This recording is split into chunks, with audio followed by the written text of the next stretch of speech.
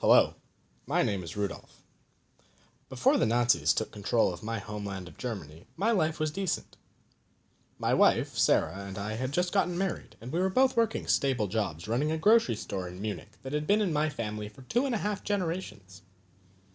After the attempted coup, when Hitler and the Nazis tried to overthrow the Bavarian government, we decided that it was safer to leave Germany and make our fortunes elsewhere.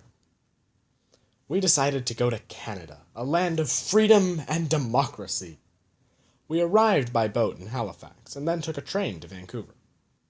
Canada was truly a beautiful country, but it was very cold there. Nobody would sell us a home because we were Jewish, but eventually someone allowed us to rent their basement.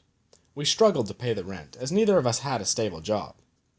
We really couldn't get a permit to restart the family business here in Vancouver, which absolutely sucked. However, we did take part in community volunteer activities to try and fit in with other Canadians. Sarah had a lot of trouble holding down a job because she kept getting replaced by men. Eventually, we both found a job at the same factory, which paid us decently. We were finally able to consistently pay the rent, which saved us from being evicted. On May 2nd, 1926, Sarah gave birth to our first child, Ruth. We were all so happy.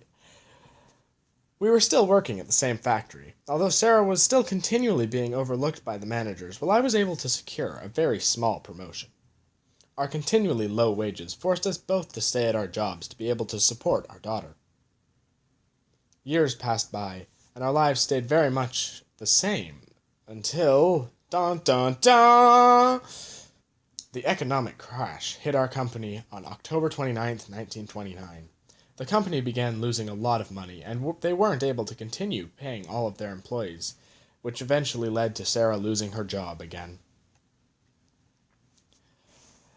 Due to all the economic hardship, we were forced to leave Ruth at an orphanage so she might be able to have a better life than we could give her. This was the hardest decision that anyone could ever have to make in their lives. We still had almost no money, so we applied for federal relief, which we'd heard that the government was giving to certain families. Unfortunately, the government was only accepting applications from people who had been in the country for more than 5 years. Worse than that, they were deporting all recent immigrants who had applied for relief.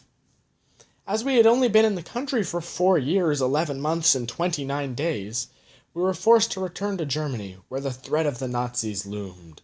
Dun dun dun!